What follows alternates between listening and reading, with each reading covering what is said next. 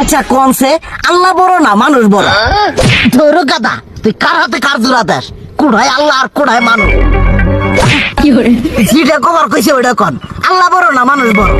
আল্লাহই তো বড়। আল্লাহ বড়, তাহলে আল্লাহর কথা না হইনা মানুষের কথা শুনেন কে? কি কইতাছস? কি আর আল্লাহর কথা মানে না মানুষের কথা মানে? হ্যাঁ, কি আর মানুষের কথা শুনেন তাই না?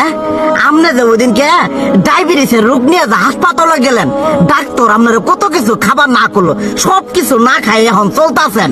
তাহলে আল্লাহ যে আপনারে কইছে যে হারাম খাবার না, সুদ খাবার না, কই আপনি তো কাম কাজ বাদ দিয়ে এলাকার আমাদের টাকা পয়সা না গায়ে খালি ওইলে দিয়েই খান, নিজেরা টেও হালাল ভাবে কামাই করেন না, ওই সুদও তো না করে টাকা করে লাভ আহে ওইলে দিয়ে দিয়ে চলেন আর পেটা বড় বানাইছেন।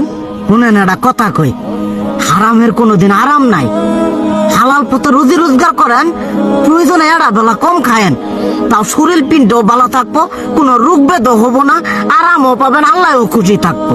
তুই আমার এইভাবে বুঝাবি আগে কইলি না কে? আসলে এই বিষয়টা তো আমি কখনো মাথায় এইভাবে নিইনি যে আমাদের কখনো ডাক্তার নিষেধ করলে ঠিকই আমরা নিষেধ মানি, কিন্তু উপর আল্লাহ যে কত কিছু নিষেধ করে দিয়ে সেটা মানি না। আর এই যে হারাম পথে টিয়া পয়সা কামাই করতেছেন, শরীরের মধ্যে দুনিয়া রোগ বেত হয়েছে, দেখা যাইতেছে যা টিয়া হারাম পথে কামাই করতেছেন তার তো বেশি টিয়া মনে করেন জ্বলে যাইতেছে গা বেশি।